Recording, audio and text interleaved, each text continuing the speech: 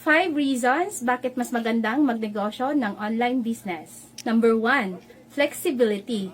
Kaya mo siyang gawin anytime, anywhere, basta ba merong internet connection. Number 2, low marketing cost. Dahil hindi mo na kailangan magbayad pa ng mga renta para sa iyong pwesto, katulad ng meron sa mga traditional businesses. Number 3, cheaper startup cost.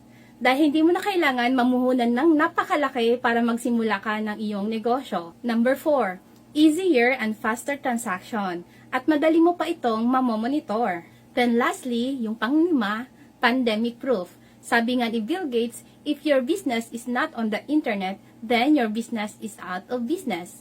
Kahit wala ka pang experience and first time mong magne-negosyo, kayang-kaya mo tong gawin.